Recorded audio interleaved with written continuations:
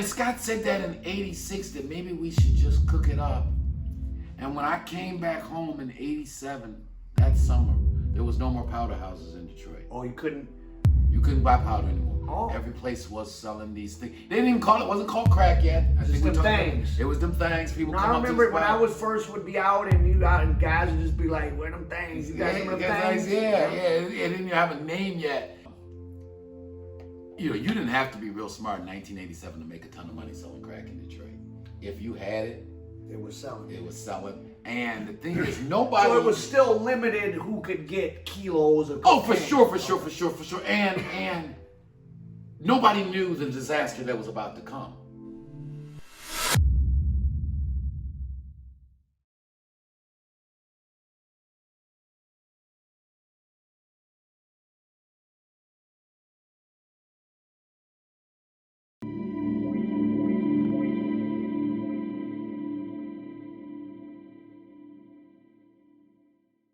How to put that? Detroit black business.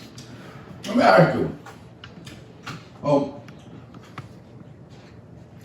Courtney, come sit down. yeah. We come to that. I'm here with Courtney Brown of Motown Mafia fan. Courtney Brown Jr. to be exact. Sorry. Courtney Robert Brown Jr. Courtney Robert Brown Jr. Jr. of Motown Mafia fame. He was not the Motown Mafia, though he did produce a documentary, and allegedly he may or may not have helped out with certain things later on. But Well, not we'll that let part of him the talk story. about it. I was a kid in that part of the story. Did you ever accept trash bags with brown paper bags with money from unknown white men at your door?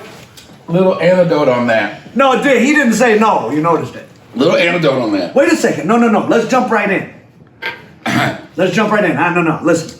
So I'm going to tell you guys one of the most interesting, well, there's so many interesting, let me not rank them, but off the top of my head, an extremely interesting story prompted by my little joke about accepting money from white men in a brown paper bag. Right. So circa the early 1980s, Okay. your dad's been in prison 6-7 years. He's in his last home stretch. Right.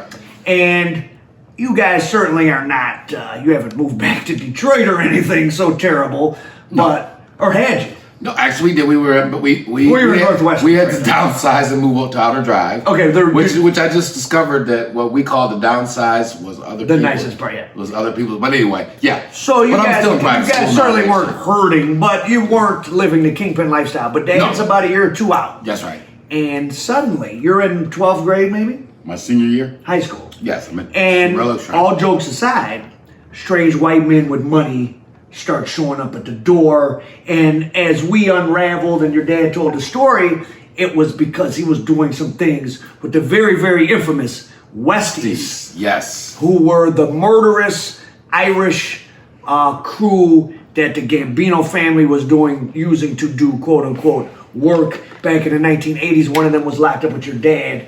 And as we can only surmise, what? Tell us the details. Well, as he goes in, tells the story that he's minding his own business, which is like In federal prison. In federal prison. Can I have a puff of your cigar? Yes, you can. Yes, you can. And I have another one too, so you can actually have that.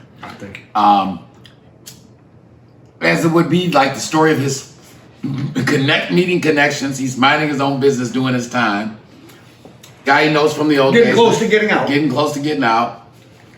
Irish guy approaches him and says, "Hey, we got some mutual friends." Well, basically, he says, "You're Courtney Brown. You're the big man's man, right?" And he's like, "What are you talking about?" He's like, "You talking about Eddie? Somebody Eddie Jackson?" He's like, "Yeah, that's my man." He was like, "Yeah, well," he's like, "Our friends. We got some mutual friends. They speak real highly of you, and you're about to come home. But if you got anybody who's already out there now, we can do some things like that." And I'm gonna run it through. And basically, I'm gonna run it back through our Italian friends, make sure they sign off on it, because I guess those guys got a lot of protocols. They're big on protocols. That's right. They've been around 120 years. Right, and I'm just like, I'm gonna run it back through our Italian friends, run it back through the guys in Hell's Kitchen, and run it back, I guess it was like a whole vote, run it through our friends in Boston. Oh, wow.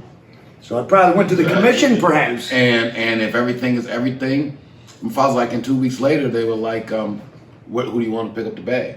Senior guy. So yeah, my last year, that senior year of high school, was very much kind of returning of the lifestyle that I grew up So at. what? There literally would be people that might show up and give Like what you had to Jerry grab some Boyer, names. shout out to him because we spoke about that without going deep into it. He's a good friend of the family, and his brother actually just passed, and we gonna do a little R.I.P. tribute to his brother, R.I.P. But and then unfortunately can't go into because a lot of these guys' names are still ringing in the streets today. Mr. X, Mr. Y, and Mr. Z. Mr. X, Mr. Y, and Mr. Z. Wait a second, their name is ringing in the streets from 1982 or something? You know, it's Detroit. Detroit guys are like. Sheesh. Detroit guys are like. Sheesh. The next generation. It's a lifestyle. It's a lifestyle, and even if they're not in it full time, They might, in any given day, allegedly. But yeah, so you know, spring trip will be coming up, getting ready for graduation, getting ready for college, and they'd stop by the house, literally knock on the door. If mom was there, they'd call mom. Mom said this from Courtney, so they could be white. They could be Irish, Italian, or brothers from that you knew or whatever. that we knew. That yeah, they had a good bag actually. They had a good bag. So like you always say, the air at the top is thin, and people. It's surprising the people that know each other way up the food chain. Way up the food chain and reputation. Oh, they can look. You know, it's interesting. Criminals read the paper too, and they can look and say, "Oh, you had that big case out of Detroit or St. Louis," and it doesn't look like you told. And according to the paper, you sold $1 million a week. You can handle this bag. What's for up? us. You can handle the bag for us, and that's actually the old man with the Westies when he first got out, and then later it was his reputation. They hooked up with the guy, Mr. B, down in the Bahamas, and then even Was Mr. Q in before? Before somebody said his name, Basil Miller. Oh, he's deceased. He's deceased, yeah. All that was reputation. Again, you go on the biggest cases that come through Detroit in that era. 32 guys, all 32. And you follow this stuff. When's the next time you think 32 people will get indicted, 32 will go to trial, 32 will get found guilty? And went to the Supreme Court too. Went all the way to yes. Probably never. Maybe never. And nobody cop out. Maybe never. Yeah. Maybe never. Never. But I guess it was different. They weren't, that's the crazy part. Back then, I mean, their sentences were high, 21. But you did the parole. Right. So Eddie got sentenced to 30 and did 9 or something. Not even, he did, on that case, the crazy thing, he actually did, my father did more time than Oh, Eddie. right, because, yeah. Your dad did about 8 or 9? Eddie got out in 8, he went in 6 months before the old man and got out a year before the old man. Okay. He did like 6 months. They weren't out together? For a 6-month period of time. Oh. So Eddie got released. Did your dad avoid him, or? No. Business-wise? It was just, well, of course, and the weird thing was. Eddie got himself in trouble pretty quickly. Right. Me and Eddie Jr. are spending Eddie every day together. And so at that point. Shout out to Eddie Jr. Shout out to Eddie Jr. Eddie Baby. Eddie Baby at Instagram. Salute you. That's right. So it was that 6-month window. In fact, a little not tragic. The last time my father and Eddie ever saw each other in person, I was graduating from high school, so this is the summer of '83. My old man was only about 9 months from being. Era all these people yap about and rap about. That was Right. the high school graduation year. Graduation year. Milton Henry and the lawyers finally, because they knew they were just shitting over the old man. Everybody else from the case was home but him and his kids graduating from his only son. Well, they kind of let him out for that. They let him out for 3 days. Oh. Everyone else from the case was home but him. And the number one guy, the guy, Eddie Jackson's home, and he's still in jail. He's already missed his daughter's graduation because that was earlier. My sister's 3 years older than me. They weren't going to let him out then. They weren't going to let him out then. But at this point, it was ridiculous for him even to still been locked up. Anyway, they let him out for 3 days. And Eddie being Eddie, the guy that he is, he came by right after graduations. They scooped the old man. They must have bent a few corners because the old man come back in, with about 50, 60,000. Bent a few corners. Bent a few corners. Him, Huckabuck and Black Butch. Now it couldn't be just a Detroit saying, but I have not heard anyone from another city say bend a few corners. I think that may be a colloquialism of. It means you go in there, do a crime, and get money. Yeah. Basically, you got to hit a couple corners, and see who, what, and what is when, and what it means. When is why, and they bent a few corners and came back, and so then, that's summer '83. The old man would come home April '84, and Eddie and them catch the case in '85. Oh, yeah, so early '85? Early '85. Now, interesting connection, like even, so me and you have two tangencies, even with Eddie Jackson. Just I guess, what's interesting for me doing this stuff, if I plugged him in with Detroit. So, a guy, Hispanic gentleman with the last name Canales. Right, that was crazy. How that worked? So my best friend in middle school, early high school, lived down the street from me. When I met him, he had just come back from Detroit. And he was like, yeah, my mom was in federal prison for heroin, and I had to live in Colorado, and now I'm back here. And he told me the story about his mother was black, and he was black, but he had his brothers were half Mexican, and they had this other father named Canales. And that was the guy who was the supplier for some of the time, and had a case with Eddie. The case that led to that whole him going back, right? Him going back, the Pep Tracy, where that whole thing ends, and is them going to meet the Richard Canales. Yep, that was him. That was him, and that's and then me and you also. This is even weirder.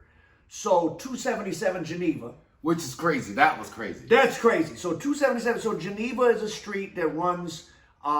It's just south of 6 Mile. It runs through a lot of the west side. I don't know where it stops. Maybe Southfield or something. Where does it go to? Geneva. Yeah, it runs out of Highland Park. It goes way. Yeah, it goes to Greenfield or something like that. Yeah. So Geneva's a street that runs the same direction as 6 Mile, about 2 blocks south of 6 Mile, 1 block south of 6 Mile. And Hamilton and Geneva, Prime, Highland Park, that's the building my father grew up in.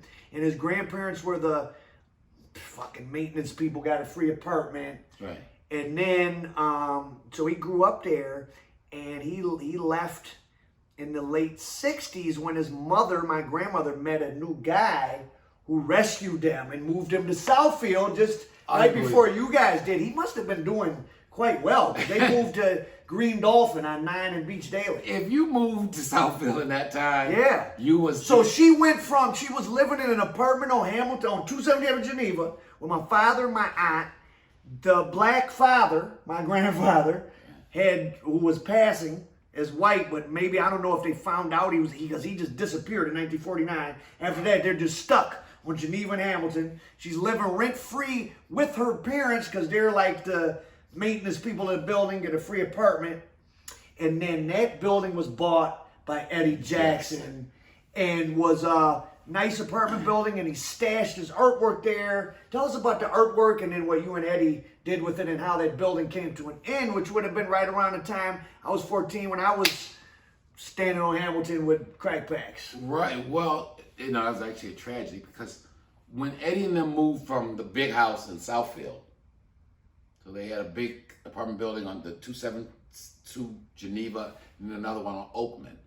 But they moved a lot of the artwork and, it was a... So they went back during the peak in the house in Southfield there, Eddie had hired, and possibly your family too, one of the premier black interior decorators. Harrison Taylor was. And he loaded them up with like Tiffany, Chanel. Serious artworart. Yeah. This is 50 years ago. Yeah, right. Tiffany and Chanel. In the house. And probably collect the artwork, who knows who. Yeah, and they hit it in 277. And they hit it, and and it was a tragedy. From the feds. From the feds. And then unfortunately, though, family and friends found out. They stole so much of their artwork. And they probably sold it for pennies on the dollar. And had no idea. Didn't know what it was. No idea. Might have ended up in pawn shop. A lot of it did. I'm sure like the gold silverware, the China sets and all of that. Because they didn't know. they didn't know in 1983 what Tiffany China was, right? So, but yeah, in 80, by that time in the 80s, when the big man comes home, he sets up his office again, basically on Geneva. Oh, he was operating from out there. Yeah, and they had used it as a, all during the run in the 70s, the big run. Oh, so they were, when you say used it, was it a retail or like No, a headquarters? Headquarters. So you could meet there and get your weight. The And crew it's would a meet huge, up. and it's a huge building. It's like the Carter. It's a great It stash was the building. Carter, but for weight. It was the Carter, but for weight. Yeah. Think about what we just said. The Carter, but for weight. Yeah, Geneva was something special. And then when you're talking about in the 80s, So when crack comes out, and so Eddie has gone back in, Eddie Sr. has gone back in. And you and Eddie Jr. do what over there? That was a crazy, crazy summer. I fucked up. I fucked up like $200,000 in 90 days that summer. You know. Yeah, and No. yeah. Party, lifestyle, man, lifestyle. But anyway, so this is 87, which is, again, we could go back into this. So this is true. The summer of 86, because now this is like my junior year of college. Now, as Summer far as 86 crack is... No, so I'm getting 86. I remember the first conversation with, shout out to Scotty D, Tracy's brother from over there, Dexter. Tracy Sledge. Tracy Sledge. Yeah, shout out to Jabba the Hutt. He said something, Eddie Jr. gave him like an ounce of something. We were doing something, just really wayward children. So what age were you? We were, I'm like a sophomore, junior in college. Okay, so 19, 20. 19, 20, wayward children. We're victims of our environment. Anyway, but Scott said something in 86 that I found fascinating. He said, I don't know, man, maybe we should just rock this up. The powder is... Maybe we should just rock this up. Powder's slow now. And I thought to myself, because this is a point where if you knew where to get it, it was a house that sold powder. Over there on Cascade, because that's where we... Tyra, shout out to Tyra. Shout out to Big Steve. They don't know about Big the Broad. Steve They don't know and about the Brad. Broad Street area. And Brad, rest in peace, Brad, and that whole situation. Rest in peace, Brett, for real. Yeah, R.I.P. for sure, him. And here, Big Steve about to be home, so shout out and much respect and love to him. About to be home. We'll go back into that. Just a little. It was a quick thing. It was a quick thing. Anyway, different story. Shout out and respect to a real one for sure. Facts. For sure. Yeah, and Scott said that in 86 that maybe we should just cook it up. And when I came back home in 87, that summer, there was no more powder houses in Detroit. Oh, you couldn't buy powder anymore. Oh. Every place was selling these things. They didn't even call it, wasn't called crack yet. Just them things. It was them things. People No, come I up to remember the when spot. I was first would be out and guys would just be like, "Where them things? You got some of them things?" Yeah. It didn't even have a name yet. And But you knew what it was. Eddie's uncle, aka known in the streets as the Righteous Rev, he had started dibbling down because he come out the factory environment. So this would have been, you mean Eddie Jr.'s uncle? Eddie Jr.'s uncle. So that was his mom's brother? His mom's brother. Ah, okay. His mom's brother, exactly. It started trying to, and so we running across, but he didn't know really where to get it from. Well, we knew all the places where to get it from. And, you didn't have to be real smart in 1987 to make a ton of money selling crack in Detroit. If you had it, It was selling. it was selling. And the thing is, nobody... So it was still limited who could get kilos of Oh, for cocaine. sure. And nobody knew the disaster that was about to come. Nobody Because knew. people had been using powder Right? I mean, there was no... I mean... for years, and Woodward Avenue... some people had a problem, but a lot of people just, Right. it was something you did. It was like drinking. Right. There were prostitutes on Woodward, but they weren't selling their bodies for crack. Finkel was still a nice street in 83, or a relatively nice street. Finkel and Schaefer was nice. It was still a respectable okay. middle class or working class. Working class. There was Finkel's nobody at the gas station panhandling for money because they I'm wanted telling you, you got boulders for your shoulders. none of that. So it was this new drug, and it was crazy. And anyway, the Rev didn't know really where to get it from, and Eddie knew every place where to get it from. And for that summer '87, Geneva became, again, the Carter again. And it was just crazy because, hey, you had, what, I don't know, 200 people living in the building, they're all getting checks. And then you got, Highland Park was just, Highland Park was different. Hell yeah. Highland Park was different. But I just look back, everybody was driving to the spot then. So these were people with jobs. Yeah, people with jobs. There were people with jobs. Nobody rode bikes or walked to the spot back then. Were there nickels and dimes? Dimes. But that didn't even start in the beginning. That didn't even start in the beginning, and what was crazy it about first, it with 20s? the dime was probably, I think it descended quickly though. The nickel thing took a while to happen. Because that was when I was 50s. It was 50s and 100s was the standard of crack. Oh wow! What was 100? Like a half an 8 ball or something? Yeah. But that was the same time where the whole streets, the prices started to plummet. Yeah. That was that same summer where. Because I remember when half a track, which was 1.5, would be about $55, $60. Right.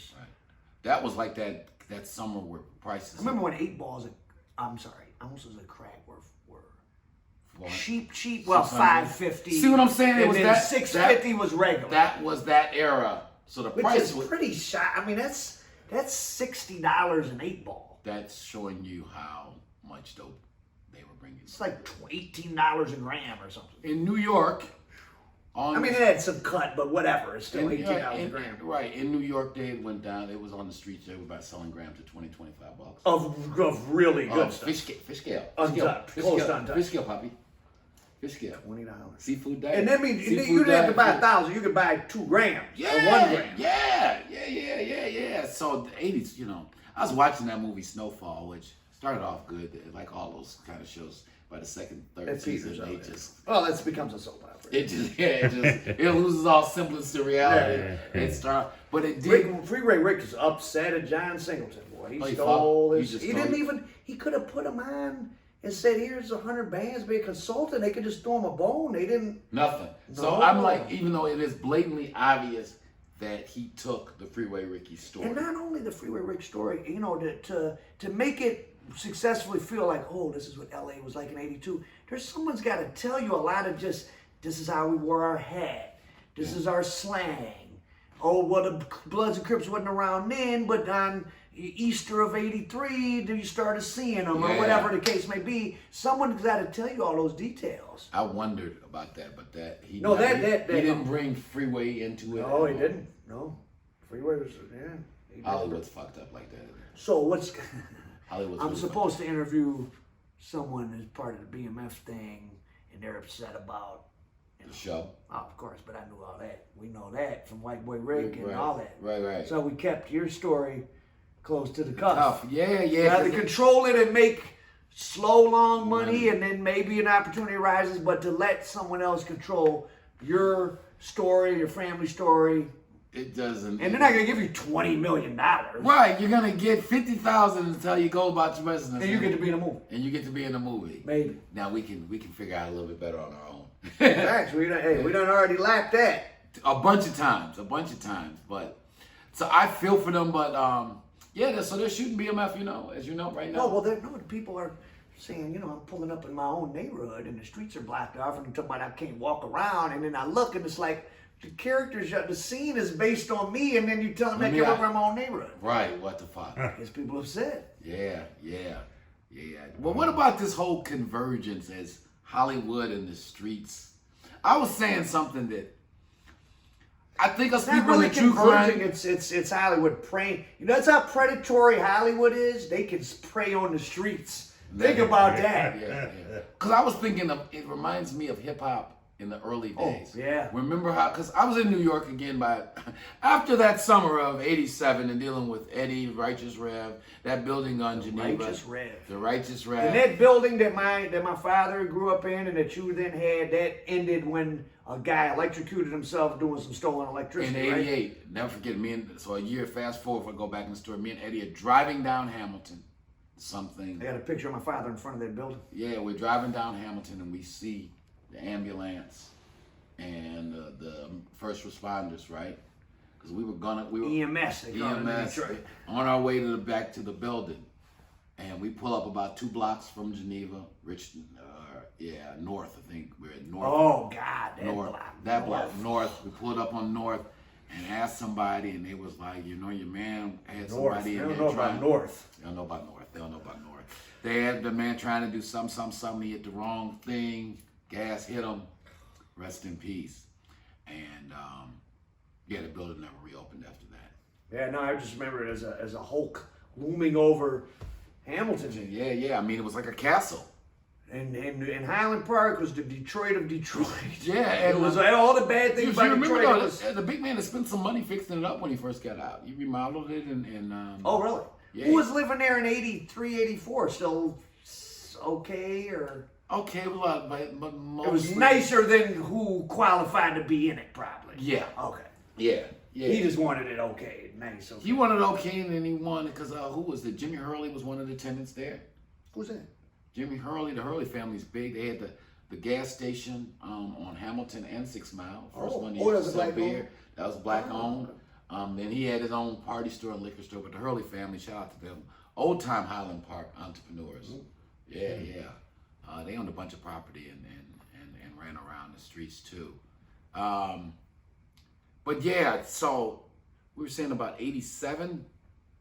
If you're saying the confluence of hip hop. Hip hop, right? So I remember when hip hop when it began, because I ended up moving to New York because my dad didn't appreciate the fact that I had paid myself without his permission $200,000. And you had to do a little money laundering. And you know, as we talk about in Motown Mafia. As we talk about in Motown, and we want to talk about this whole money line, how that thing actually keeps going. So anyway, yeah, I'd overpaid myself about 200 large, and you know, they were like, "You need to go away and get Courtney. Get your life together, young Courtney. Because you got issues right now," which I did. To be totally honest, a lot of issues.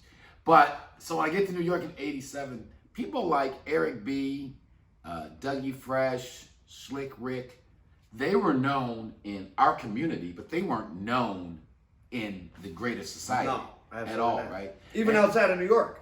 And even today, like right now, Big Meech is a big deal, and he's known in our community. But if we were to go out to Birmingham and interview 100 people, only a few would know. Only a few would know who Big Meech is.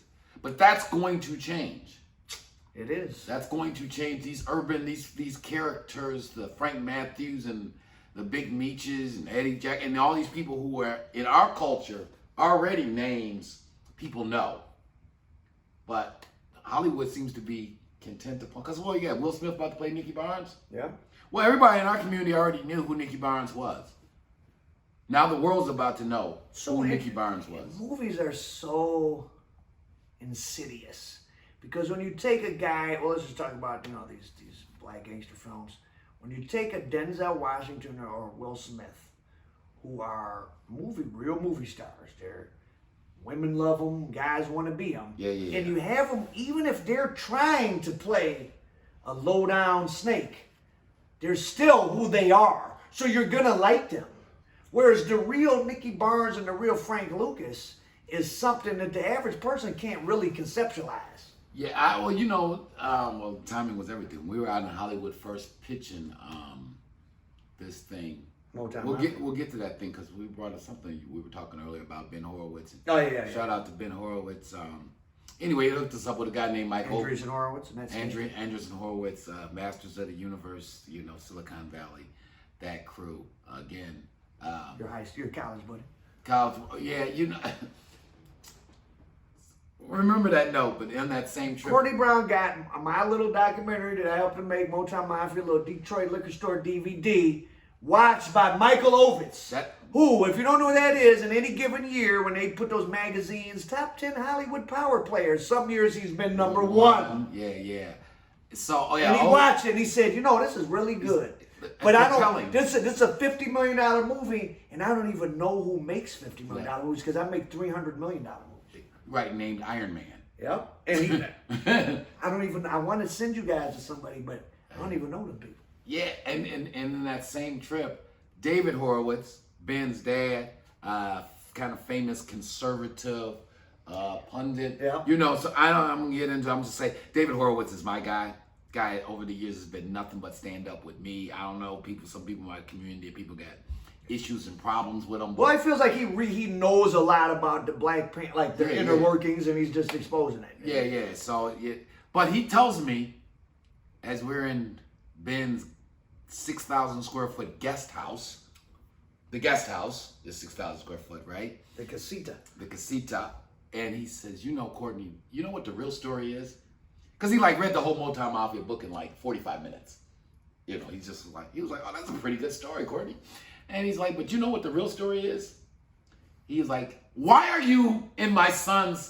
did you let me in to my son's guest house? Facts. And why are we here in the same You could room? open the movie right there. Right. So we're throwing these names around. So his buddy, Ben Horowitz, who entertained him and us with the movie and who's his friend from college days, he's partners in something called Andreessen Horowitz. The other partner, Mark Andreessen, is who developed Netscape, the first important internet browser. Right. These people are billionaires. Multi-billionaires. They're along with Sequoia Capital and Andreessen Horowitz, those are the two most important venture capital firms in Silicon Valley. Period. Yeah. Period. That's a fact. And that's your buddy, and he walked us down the road with Motown Mafia degree. But that's your homeboy, and that's whose dad you were talking to. Right. So you opening a movie with you being led into the home of one of the most important venture capitalists on planet Earth, because he's your old friend, to check out your gangster story about your dad. That's more unique than even The Godfather than anything. Yeah, and his dad actually... There's more senators than there are Ben Horowitzes. Oh, way more. Way more. And There's also, 3 or 4 Ben Horowitzes and there's 100 senators. And just really a good guy. And just one of the few people, I will say this about Ben, though. I met a lot of smart people. But he's the kind of guy you talk to him about an hour, you realize he's smart on another level. On different kind of smart. Yeah, different kind of smart. But yeah, so American Gangster had just come out.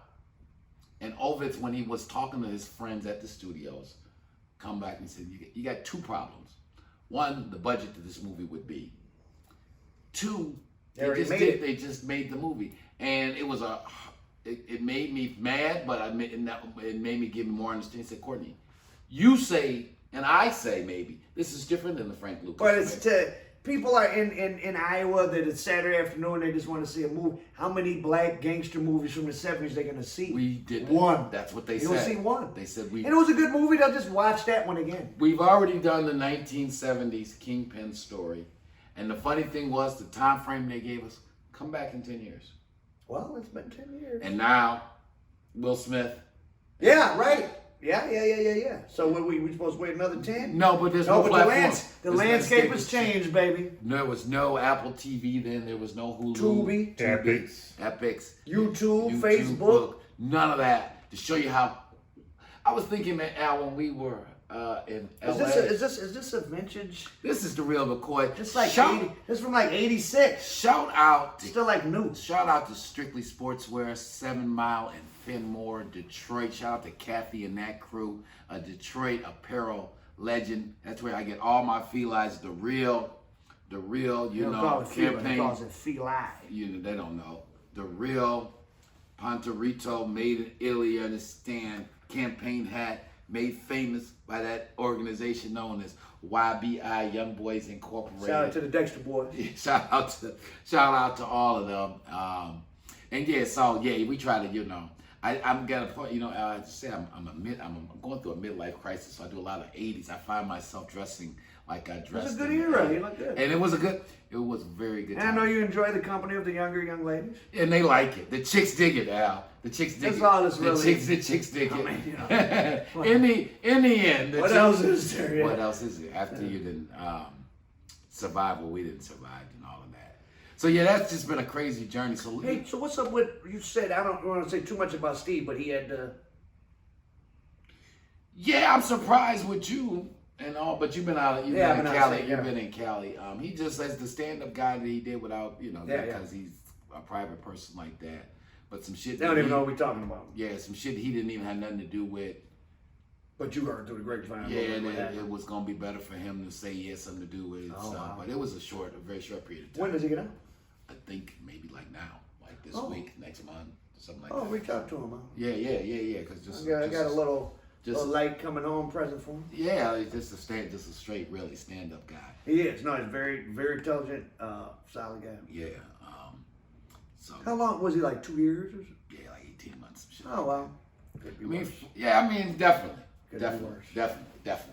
Definitely could. And it would have been for the other person had he not been. He had been at his job a long time and stuff. I don't know what. But you know the thing that I think he's got going for him. His name is so good around this town, in all circles. Yes. Above, in the streets, out of the streets, people like him because people recognize him. Yeah, he's a good person. He's just a good person, so he'll bounce back and get back on his feet real quick. And his family's done well, in the professional world. Believe me, I know. Yeah, so he's good. Good. Yeah. Good. How's your dad doing? Dad's good. Turned 82 a few months ago in February. Right. So, this whole thing just fascinates him still. Shout out to hashtag Mr. Big Brown. To the field marshal, the professor, that guy, just what a life he had lived and what a life he has allowed me and my sister and the rest of the family to live. Because the truth is, he never got in, as you know the story, he never got in it to get rich. 30 years old. Yeah. I was thinking if we get a chance to do it on a big level, I would open it with this scene. So his father was worked up to about 30 driving a Detroit City bus. And during the 1967 riot, he actually participated with helping the police transport prisoners. They all weren't black, but probably more than half were. I'm sure. And then he had an incident where he had the gun pulled out, and he's like, "I'm driving the bus. I got my uniform on," and that probably was a precipitating incident of him realizing, well, no matter what I do, this American dream thing isn't really for me right now. So I'm gonna do what I need to do. I think that, and again, you being an intelligent man yourself, David Horowitz, again, to bounce back to him, when he read the book, he says, that was the day that changed your life. Oh, he said the same thing. It's very apparent. That was the turning. Because he's participating in, I'm not only am I not breaking the law, I'm part of the system. I'm the bus driver, and then a riot happens, and I'm working with the police. I'm taking prisoners to Bel Air. While in my uniform. While in uniform with these my wife and hillbilly ass kids. National Guard from Tennessee, wherever they drug him up from, draw down on me. With my wife and kids.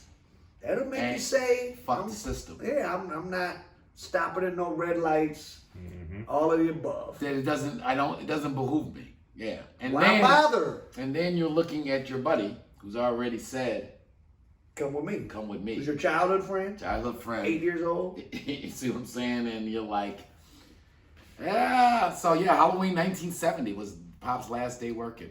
Halloween 1970. 1970. He ain't had a job since.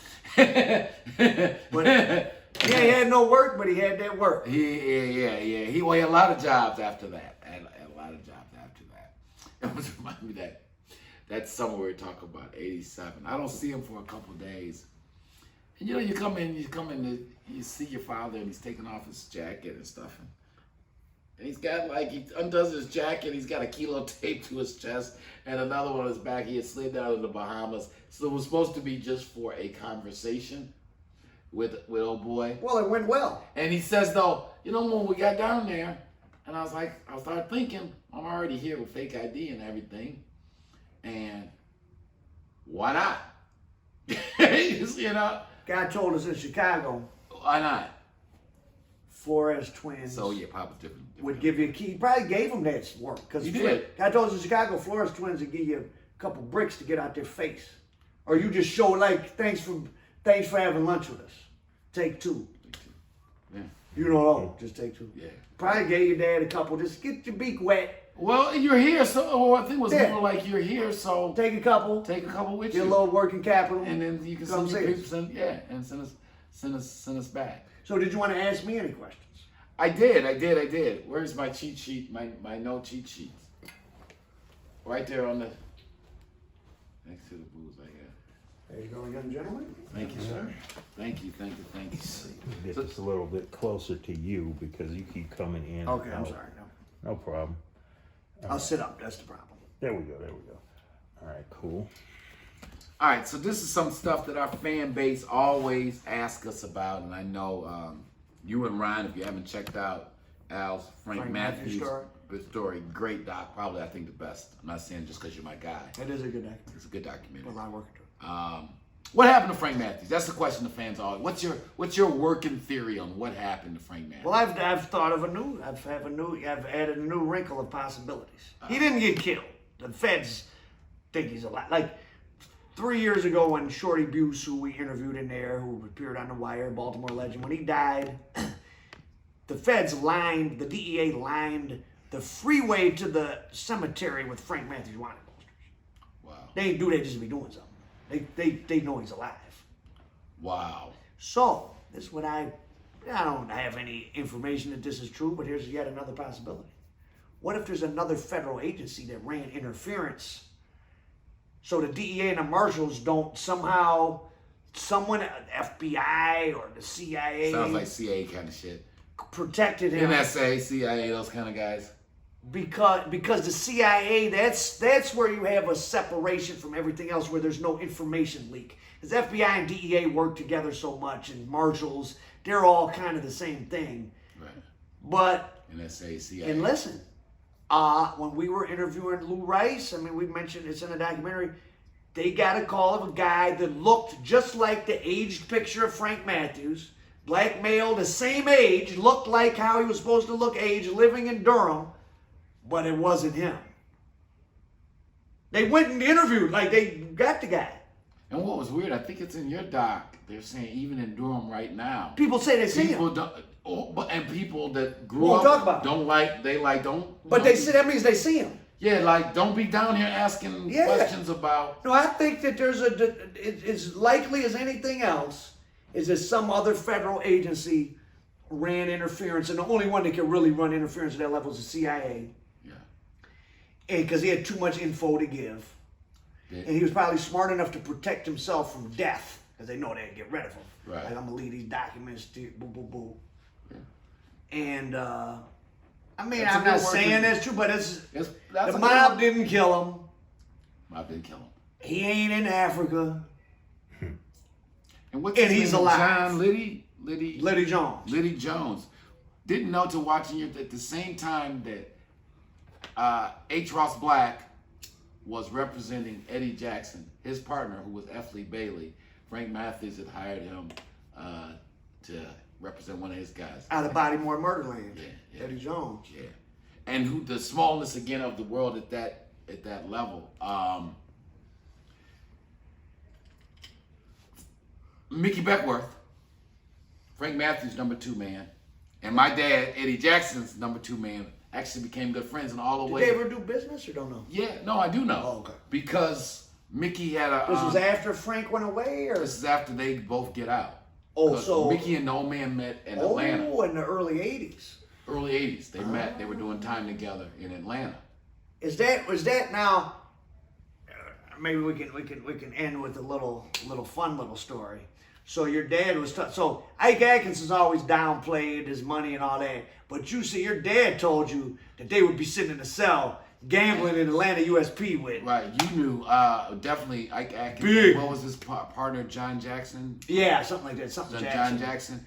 That Ike Atkins, John Jackson, his partner, Carmen Tremonti, Yeah. the members of the Lucchese family who were, because at this time Atlanta is where they sent. There was only like 6 USPs. Atlanta was one of the places. Because Lewisburg and Atlanta got all the East Coast and Midwest gangsters. So it was a who's roster in Atlanta. Murderers Row, literally. Of late 70s, early 80s, right? Or 60. Well, some of them guys was in front. I mean, Some of them. Jimmy Hoff was in Lewisburg. It was everybody. Right. And no, he was like, Ike Atkinson was handling money. He's telling me stories about Ike Atkins and them in their cell with the mob, and these guys got $500,000 cash. 1980 in the U.S. penitentiary. Cash money inside the joint, playing poker, cell door open. I mean, that's beyond corruption. Yeah. And back then, the mob had a lot of influence in the joint. Absolutely. So that seemed Well, like... they had, though, at Atlanta specifically, all the remnants of the French Connection, like 3 French Connection people were whacked Well, his in name, the space of like 2 months. Vince Papa. Did your dad know him? Yeah, he says that Vince Papa reached out to him. That's the guy that was stealing the heroin and cocaine from the New York police evidence locker and putting it back on the street. After he stole the French Connection dope. And you know the craziness of the world? If it ever even went into evidence. It was an early case of Rudolph Giuliani. Before he even got fame, the Vince Papa case. And now that time has passed. Rudy Giuliani, they just went in his apartment today. Just went the in. Feds went in his apartment to show you today. that this guy has been up to some mischief. Some people blame him for Vince Papa's death because they say that his office leaked information. By accident? By accident, yeah, right? Wow, I did not know that. Which is what got him in hot water with the Lucchese and Gambino crime families. Wow. So, but to show that Vince Papa was a real OG, so they're telling him, everybody knows there's about to be a green light on his head. The feds are saying we can put you on witness protection. His friends in the joint are saying, man, at least take a transfer because Atlanta's full of mob people. And Vince Papa, the old man is having conversations with him, and he's telling them, Vince Papa's like, I'm not running. I ain't taking no transfers. I ain't going to no witness protection. He cut into the old man and to some other guys who he knew had access to the Italians to be able to tell them. And the old man's like, I'll mention it, but I'm really not trying to get too deep involved in this situation. He was like, all he thing, just tell the guy, I've not rolled over. This is some bullshit. And it may have been the feds playing. But their rule is, if you ain't one of them, why risk it? They hit him. Herbie Sperling oversaw. He was charged with hiring some guys, and the guys got convicted. Sperling didn't. Herbie Sperling and the old man in Atlanta had, I think it was called hardcore. That's the Jewish Hebrew, hardcore gangsters. Yeah, it was like the Jewish education class they helped run together. Oh, really? Yeah. Herbie Sperling was real. He just died in the joint just now. Herbie Sperling was in from 74 till a couple years ago when he died. Yeah, he was old school gangster. Nicky Barnes, his first one, Nicky Barnes decided he wanted to snitch. They wanted to see was he playing around. So they had him set up Herbie Sperling's son. So Nicky went to Herbie Sperling in prison and set up a heroin for cocaine trade on the streets with Herbie Sperling's son. And they put Herbie Sperling's son in, and that's what let him know, like, oh, Nicky's for real, because he set up Herbie Sperling's son, and then they let him tell on the whole Harlem contingent. Wow. So, yeah, man. Yeah. Nicky Barnes is a girl. Yeah, I've seen that interview. No, he's worse than a girl is what he goes. He goes and... Fag, I don't want to disrespect faggots. That's what he's, yeah. He's an old school G, and it's crazy, you know, I think on Eddie's channel, he says something to this. Father, the smallest of the world, was working in the kitchen the first time because I think Nicky was in Leavenworth. It was in Leavenworth. That's where the big man was at. Oh, okay. And the first day they walked him through the kitchen with the ninja outfits. Oh, and they took him out they had him in the black hood. And the big man was working in the kitchen. And he did see him, yeah. And he was like, oh, damn. Fuck, they got my man in the ninja outfit. He knows a lot of things. He knows, yeah, they got, and that's basically what the way the story got back to me. The big man was like, oh, fuck, they got my man. Because Eddie knew Nicky from back in the day, in the 70s. And he was like, oh, they got my man. I wonder if he had some fear. Well, he was already locked up on the case. But he could have got another case. Or they could use it as leverage, like, well, we could get you another case. You need to tell us. Nicky had a lot of other people to tell on. Sure. Yeah. That's something, boy, you learn. Same bail bondsman, though. Oh, that's another story. Goldfar's. That's another story. What do you mean? When we going to get the Goldfar's on for interview? Well, God rest his soul. God rest in peace. Irving. Irving passed many years ago. Chuck. No, but isn't Chucky's Chuck's still around. So for those that we're going to end on this, or mine is going to end. Yeah. So when Nicky Barnes needed to get bailed out, he had to come to Detroit, right downtown. Bobian. So all of you guys that go to Fishbones right across the street, go for our bail bonds. That's who got Nicky Barnes out. Yeah, people don't even know those guys. You know, they're serious people. And been a great guy. I talked to Chuck maybe 3-4 years ago. I was some coffee bonding, different kind of bonding issues with a custom bond, importing coffee. But he's like that. He did it with your cafe. So tell us about that. Your Cafe Nzango. Cafe Nzango. So importing coffee. The pandemic set us back a little bit. We'll get that back popping soon. Prior to the pandemic, we were the largest importers of coffee. Well, you're growing it. Well, yeah, we're hooked up with a gentleman, Miguel, who owns the coffee plantation. The land in Angola. In Angola. So Africans own it, African Americans Americans selling selling it. So you know what? Hashtag Detroit Black Business. Hashtag Detroit Black Business. So yeah, that's all going down. And so yeah, Chuck Gofar gave me a little insight on that whole thing. You know, it was Chuck that told my dad to send my sister to Cranbrook because that's where his kids went. So that's why it's important to have friends who know things that you might Who've not experienced, who've walked the path ahead of you. Yes. Yes. And can pass the information on to you. And that's what's not going on in the streets now. The only information they passing is they're not. You mean they're not telling their kids where to send your kids? Man, to them guys don't even know where school? their kids are. Yeah, whole different conversation. Well, Al, appreciate the hell out of you, fam. Thank you, Motown Mafia for life. Motown Mafia for life. American Dope. Yeah, American Dope in the house. Motown Mafia podcast, Big Boss Filmworks, all that. Brother Lou putting in yeoman's work behind the scene as always. Lou Stevens, go follow him on IG. Making it happen. So you need that big bag. You already got a medium bag. You need that big bag. You know, and that's all I was just saying. You know, 6 figures a long time ago. You know, 7, we didn't had that before in life. We need that 10. But I never had 10. Well, what's up? I'll be honest, I never what had you trying to get into? That's what I'm saying. What you trying to get into? I'll be looking at the flame, you can imagine at night out the window there, right? Looking past, and I'll be like, listen, say less, do more. Yeah, I was like, that's 10, it. 10. We're going to get these 10. 10 is 10. Because inflation, cost of living and everything. Al Prophet in the house, American Dope. Make sure, I know you probably already know, but if you don't know, big things. What's your other channel real quick? You got AMD Life. AMD Art Life. Music Design. AMD Life. YouTube.com/AMD Life. And just, I gotta say this again, I am so proud. You know, we met 10, 11 years ago to see what you've done with the channel. Thank you so much. I be going around town. I be like feeling some kind of way. They be like, "You Al Prophet's man." I'm like, "Hold on, that's my man. I'm not Al Prophet's man." But that's good. We're each other's man. Each other's man. But the 10 years have passed really fast because it's been an easy relationship to have, which is what a real grown man friendship should be. For sure. Facts. We out. 10. 10 figures that is. Yeah. Peace out. All right. Hey.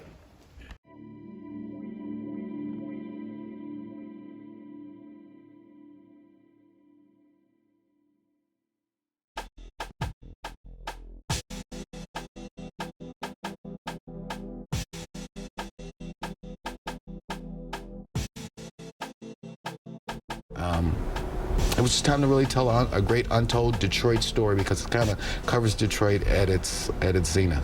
Very interesting story. We decided that we were going to make a movie. All right, Rich Rossi with you with Motown Mafia. I'm with Courtney. Louis Stevens. Courtney Brown. Courtney Brown Jr. And Alan Al Prophet Bradley. And this is an entrepreneurial, inspirational story too, because again, you know, I'm a real estate retail guy. You know, that's what my skill set is. But I'm a businessman, so I was like, you know, we're gonna do it. You know, sometimes when you got a dream, you won't have all the answers on how you're gonna do what you're gonna do. What made this one unique was not so much the crime, but the intertwining with Detroit's history and the Motown era and kind of the economic decline of Detroit. And it's really the story of a family. And from some perspectives, it's has a happy ending, like you said.